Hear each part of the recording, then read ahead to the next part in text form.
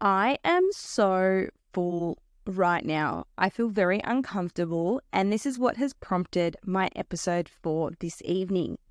Greetings, my friends. Welcome to the What's Eating You podcast. I'm your host, Stephanie, and I'm a psychologist, published author, and public speaker here to educate and validate. Enjoy the show. Welcome back to the What's Eating You podcast. I am coming to you live after day one in Bali. It's currently 7:26 p.m. and I'm very proud that I'm working at night. When I'm back home in Australia, I have very strict cutoffs of when I'll work or sit in front of my computer, and I'm just allergic to my computer after a certain time. And it's not even that late. Maybe it's 5 or 6 p.m. if I have a Zoom, but I just cannot sit in front of my computer after a certain period of time. I can work on my phone.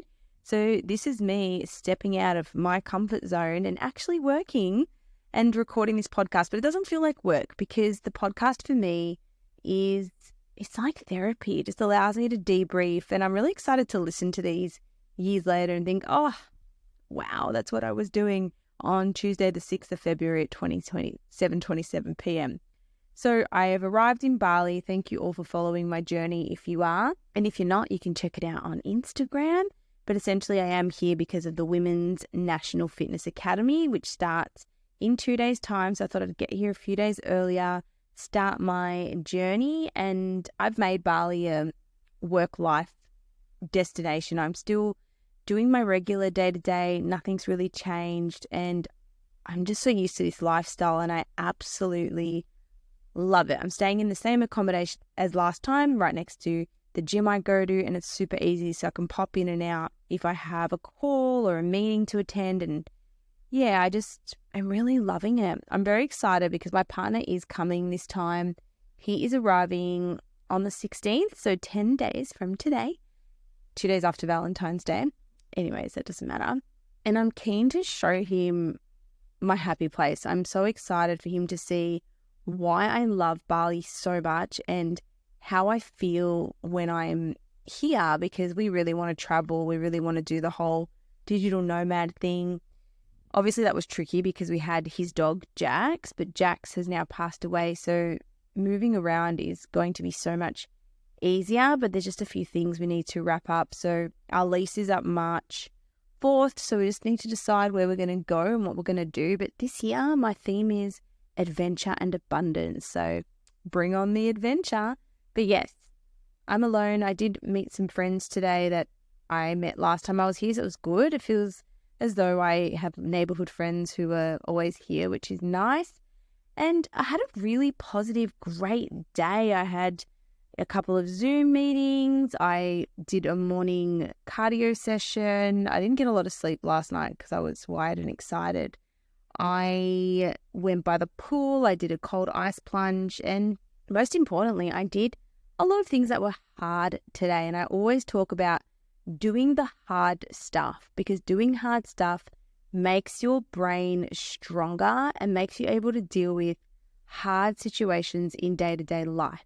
So the hard things I did today were, number one, doing the stepper. My God, I have avoided the stepper in all my years, but I'm going to challenge myself to do it. And I did 30 minutes on that. Sweating. It was very slow. Believe me, it was very slow. When I sent the stats to my partner, he's like, what? You were on there for 30 minutes and that's what your result was? Like, how slow were you going? I'm like, leave me alone. I'm proud. He's like, no, I'm proud of you. And then the ice bath, I was kind to myself. I did take my arms out for a little bit, but I went in there, I stood in there, I did that twice. And then the third hard thing I did today was get my eyebrows threaded. I actually think eyebrow threading is more painful than an ice bath. Let me know what you think. If you've tried both of these, let me know.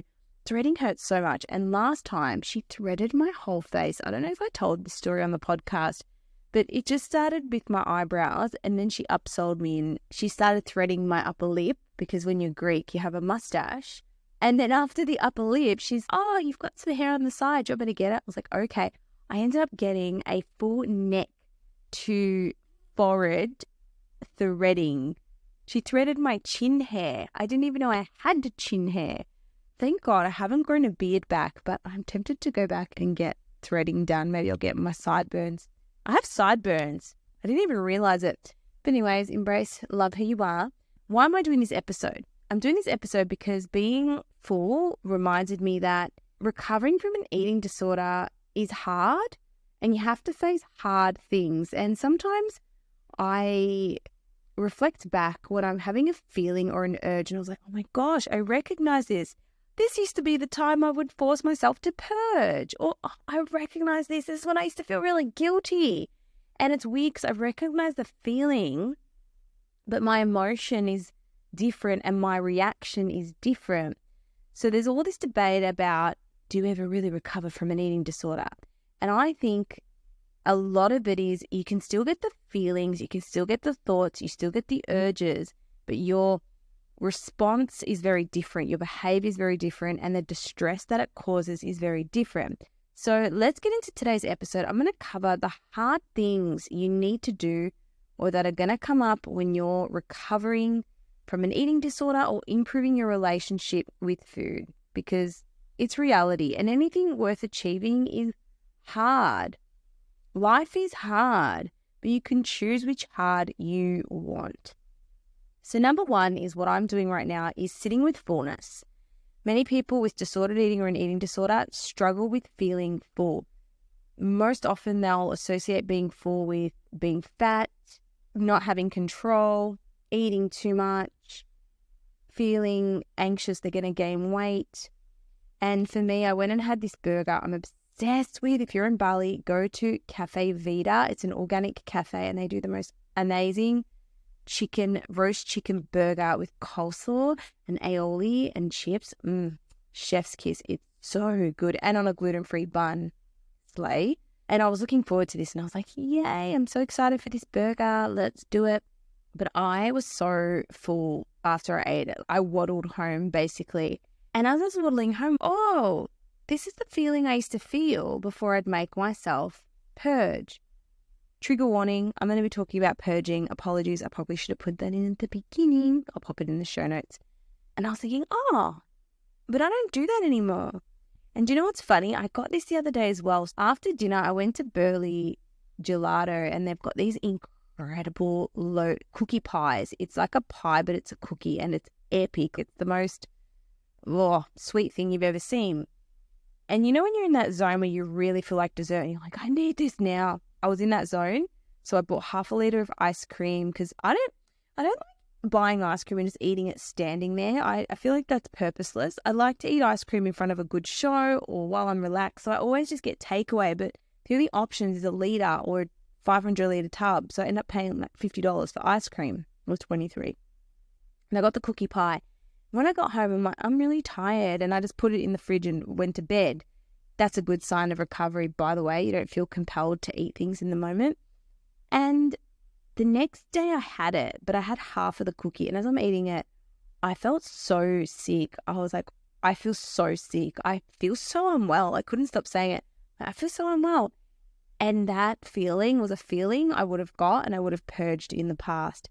But I was like, no, Steph, that was an old feeling. You just sit with this. And it was so hard for me to sit with it because I felt so unwell, I felt so sick. And when you purge, you think it's this secret gateway to relief, but it's not. It causes you more issues. But if you just tell yourself, this will pass, it is temporary, just wait 1 hour, it is normal, it's okay to feel sick, bloating is not fat, it's not weight gain, it will pass. So I've had 2 episodes this week where I felt really full or really sick, and in the past I would have purged, but I just get through these moments by saying, this will pass. It's just temporary. I go for a little digestion walk if I can, and I just remind myself there are days that you're going to feel more full than others. And yes, fullness is good because it means you're not going to be hungry. It means it's going to carry you over to the next day. I'm thinking about a big weight training session I'm going to do tomorrow with my friend. So I'm thinking, yes, this is fuel. I'm going to need all these carbs and proteins to give me the fuel to train tomorrow. And when you're actually full, you're going to be less likely to eat sweets. When I undereat, I crave sweets because I'm not eating enough. So the first thing you got to do when recovering is sit with fullness and sit with that discomfort. Coach yourself in the moment. Remind yourself, just give it an hour, Steph. Take it a meal at a time. Give it half an hour. This will pass. Remind yourself, I know I feel so bad right now. I feel so full. It's uncomfortable, but it too shall pass. What's that saying? Number 2, the second hardest thing, or one of the hardest things of recovering from an eating disorder you need to face. I don't know if I should put this one in because it sounds a bit weird, but accept that there will always be someone thinner than you, no matter how hard you ever tried to lose weight. You just may not have the body type to get the body you want. It's not you, it's in your genetics. Let me explain this. I think the biggest misconception and sad thing that you should know is genetics play a really, really big role. So I have dated people, my 2 past exes, that had amazing genetics. Amazing. And God damn it, hate those people. But anyways, and same with women. And they capitalize this and they've made amazing careers. But there are just some women who have good genetics and they can eat what they want and not put on weight, and people just build muscle better. People have better physique. So even if you went on the best diet, the best training regimen, you were on supplements, you will never look the way that other people look. 2 women who both weigh 64, 70 kilos can look completely different. And it's so interesting. I was speaking about this with my partner because my weight and then someone we know's weight, and I was like, wow, isn't it interesting? We both weigh the same, but look how different we are. Like, she's much taller, she's had breast work done, and I'm shorter, but then my legs are different. And it's just so interesting to see. Weight looks completely different on 2 different bodies. So everyone's like, I want to be 60 kilos, I want to be 70 kilos. Yes, okay, but that's not going to look on you how you might think it looks. And even if you starved yourself, even if you got down to perfect weight, there's always going to be someone thinner than you. There's always going to be someone more attractive than you. And guess what? Even if you're not getting bigger or thinner, you're getting older. Let me tell you from experience, you're getting older. So things are going to start to bother you that you didn't even care about before. And I'll get into this a bit later. So remember, it's not about improving yourself from the outside. You have to build your confidence from the inside. Otherwise, you'll get lost. And years will pass and you'll say, my God, why didn't I just go on that date? Why didn't I just hang out with my friends? My body was fine then. Now I'm XYZ and it's a whole lot worse. Just with the age thing, I'm going to get to that in number 5. Number 3, trigger warning. You have to sit with the urge to vomit, and people who are not willing to do this will never, ever get better. Hear me out. When people binge eat, they then compensate. So they make themselves vomit. Unless you sit with this discomfort, you are never going to teach your brain that there is an other option when you feel discomfort. You're never going to teach your brain it's safe. So your brain learns to essentially crave behaviors that you do over and over again. So if you've binged ate and you think, I can't purge, it's not an option, number 1, that's going to change your binge eating behavior. But number 2, you have to sit through it to prove to yourself you're not going to gain 100 kilos, you're not going to die, you don't have to purge. I understand purging may be a preference in those moments to give you relief, to remove your guilt. And trust me, when I was going through my bulimia, I never thought not purging was an option. You just think binging and purging is this package deal. But I slowly leaned into it. So I would go out and I'd eat a fear food and I would stay with friends and I did not let myself purge. And then it passed. The more and more I did this, I'm like, oh, I don't really need to do this anymore. It's like training wheels. You ride a bike. You try it with the training wheels. You're like, oh, this is scary. It's a bit shaky. But then you do it. You don't need the training wheels anymore. I'm not sure if comparing bulimia to learning to ride a bike is accurate, but you'll get it. You get what I mean. For example, I was working with a lady this week and she was saying she had 1 episode from 6. She had 6. We first started and then she had 1 binge purge episode. And we're like, what is it? And she said, it's when I eat these noodles. I know when I eat these noodles, I'm going to purge them up. Okay, what is it about the noodles? Tell me. beliefs, fat, carbs, oily, etc.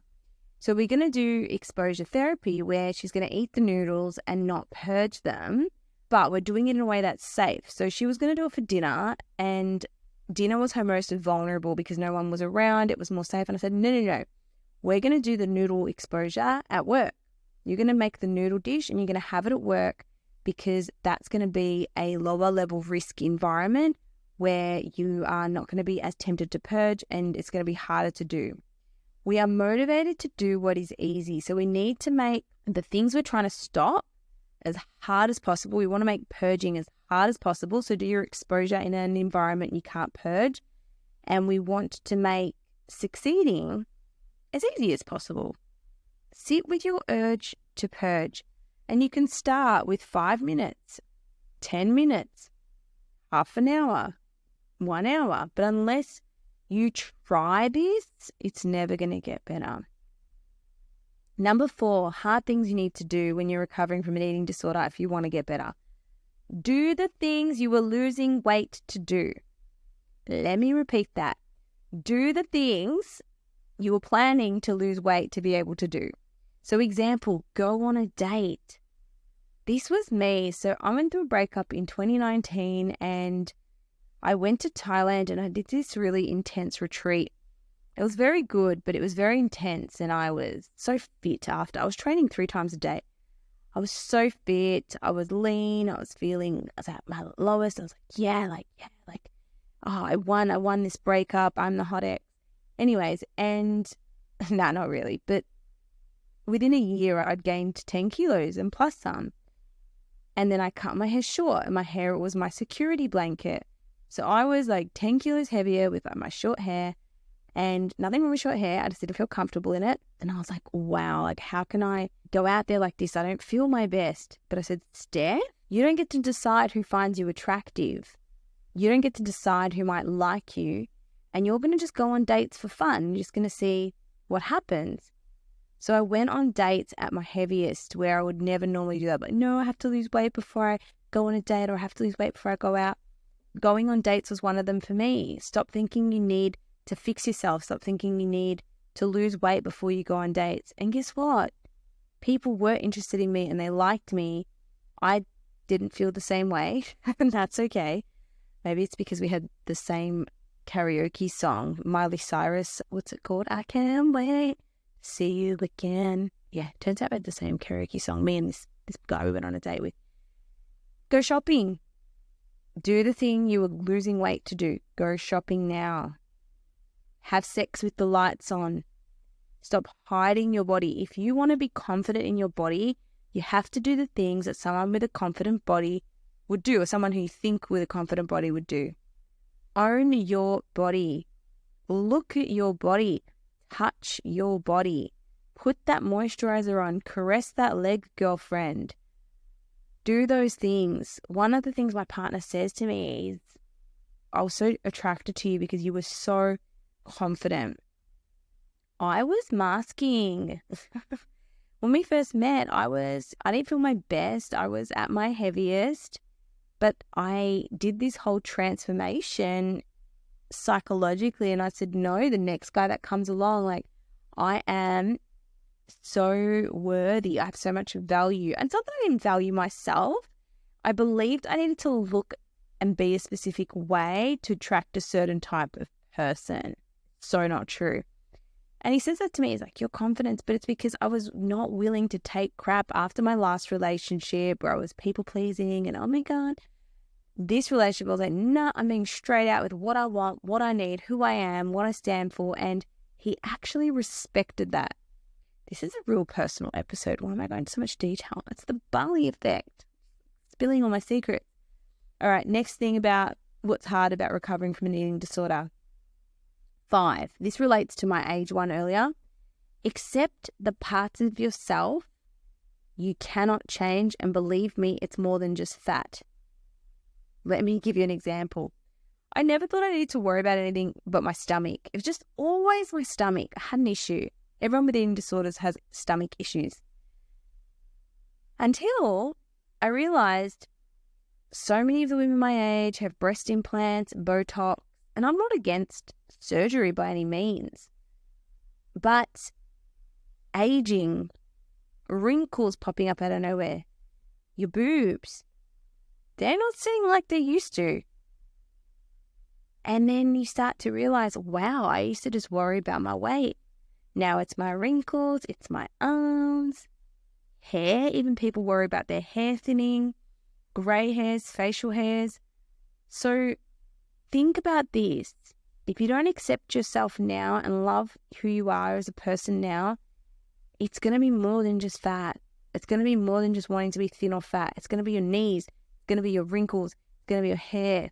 And you'll never win the race of time. Number 6, the next hardest thing about having to recover that you need to do is realize this. No one is coming to save you. Your partner doesn't know how to help you. No psychologist is going to sit there watching you at 12 in the morning when you're wanting to purge those bag of Maltesers. You have to make hard choices that part of you does not want to make. And part of you will try to talk you out of it. You'll be sitting there literally saying, I really know I should eat breakfast, but part of me wants to restrict because I had a binge last night. No one's going to tell you what to do. No one is coming to save you, and you're not going to get better. No one is going to fix your mental health. Yes, there's tools and there's support, but you got to do the work at the end of the day, and it is hard. But remember, it's hard being in the life that you're in without it changing. Number 7, the hardest thing you got to face when recovering from an eating disorder. Not getting sucked back in when you want to start to work on your health or fitness goals. So once you've recovered from an eating disorder, if your fitness and your health is something you want to work on, that's fine. I've personally gone down that path. I've focused on building a lot of muscle over the last year, and I've gone through a bit of a journey just through my gut, adrenals, all of that. But it's really obvious that it's easy to get sucked back in because people will start to say, oh, have you heard of this? Or what macros are you on? Or have you tried this? Have you tried that? If you try to start talking about fitness goals, don't get sucked back. Don't think, I'm just going to try this, do this diet. Don't get sucked back. Now, number 8 is other people's diet talk. Oh my gosh, you will start to see this everywhere. So there's a lady that lives in my building, and we were walking and we saw her and her partner at the ice cream shop. And we're like, hey, how's it going? Good. And she's like, I just felt like a cheat. I haven't had a cheat in ages. And I was like, what? What do you mean? You're just having ice cream? She's like, just haven't had ice cream. I felt like a naughty food. And she's she's in her 40s, 50s. And I just felt so sad for her because I know her past. I know what she would have. I don't know her past, but I can imagine. And this woman is a very smart woman. She's done all the Tony Robbins coaching. She's trained. She's spent hundreds and thousands on professional development. She was telling me. Yet you don't have that awareness to change your language around food that feeds dissatisfaction with your body image, weight, shape, and size. Your words are your world. And you have to be so careful using things like, cheat meal, naughty food, I ate so good today, I ate so bad today, I have no control, I failed. This language is going to keep you locked in food jail, and it'll be all around you. Even my partner, he has changed his language so much. Not because he has an eating disorder or anything, but he knows that a lot of women struggle with it, and he's really passionate about his health and fitness at the moment. And he'll even say, I had urges for this or that. Or even, he won't even say I ate really good anymore. We don't use that language in our house. We use balanced language such as, maybe we didn't make the most nutritious choices, but that's okay. It was really fulfilling. It was really good soul food, etc. So you'll start to notice other people around you talk about diets, and you're always like, it's 2024, we're still here. I correct people. I actually challenge them. I say, what do you mean? What do you mean you're eating so good? What do you mean it's a cheat meal? It's just ice cream. You can eat ice cream whenever you want. Oh, another story. I was in the gym the other day and one of the trainers was drinking this mochaccino shake. It looked really yum. And I was like, yum. I'm like, oh, your drink looks so nice. Nothing like a morning coffee. Is that a mocha? That looks awesome. And she goes, yeah, you know what? It's only 90 calories extra for the mocha. And I said, babes, don't count calories, count memories. She just looked at me and smiled, surprised. We were in a gym and I'm telling a personal trainer, no one asked, bro. I was just saying your drink was nice. But it's so embedded in us and everyone just thinks we're all on board. We're all on board with the calories. We're all on board with the diet talk. But when you are so far removed from that, when you're living a life of balance and health and not disordered, you'll start to see it everywhere and you'll see how many people around you are actually trapped. There's so much more to life than calories and calorie counting. I think that was 8. I'm just trying to think, is there anything else that's hard? I think as well, just comments from family members, diet culture mums, that sort of thing. Like, oh, should you be eating that? That looks high in fat. We're so worried about your health. We just care about you. Navigating those conversations might be really tough. But either way, I want you to remember this. Nothing will ever taste, a binge will never taste as good as recovery will feel. All those foods that you binge on and you think you have to purge, imagine eating them and enjoying them and not having to purge. It's amazing. Even tonight, after I had my burger and my chips, that used to be my fear food, a burger and chips, like, ooh, double the carbs. That was my fear, and now it's my favorite. So if you give yourself a chance, you may actually realize that your fear foods will become your favorite foods. So in summary, remember, recovering from an eating disorder, it's going to be hard. It's going to be challenging. But if you can take it 1 hour at a time, 1 day at a time, with the right strategy and the right implementation and support, your life is going to be so much more fulfilled. You can focus on work. You can focus on relationships. You can focus on so many other aspects that bring you joy and fulfillment, because chasing the ideal body that you're probably never going to have, let's be honest, genetics, or if you're going to have it, it's going to come at a cost, a huge cost. Are you prepared to do that? There's just so much more to life. As always, if you enjoyed this episode, please let me know. Take a screenshot, tag me on Instagram. I'll always share it. And I hope to bring you a lot more Bali updates whilst I'm here. I hope the sound is okay. I'm just recording from a little mic in my room, so let me know if it sounds all right and if you've got any topics for me to discuss. Tomorrow I have a nice day. I'm catching up with one of my friends I met here last time. She's a world champion, and we're going to train together at 6 a.m, then have some coffee. Then I have an appointment at 8 a.m. and then I've got a pretty free day, so I'll be writing a lot of reports. So yeah, that's my day for tomorrow, and also just preparing, because the day after is when the Fitness Academy begins and I have to prepare my welcome speech, because I do the, your vision and your why. I'm looking forward to that. I'm really excited to connect with all the women. I love that they do this. I love that they host these mental health seminars. If you've got a question, submit it on the link below. We now have a link, and you can even submit a voice note. So I look forward to receiving more of them and sharing them with you on the show. Have a great day, and I'll speak to you soon. Thanks for being here. Bye. Thank you for listening to today's episode. I am truly grateful for you being here. If you got something out of today's show, please take a moment to leave a rating or review. To access more resources or support, check out the show notes below. See you next time.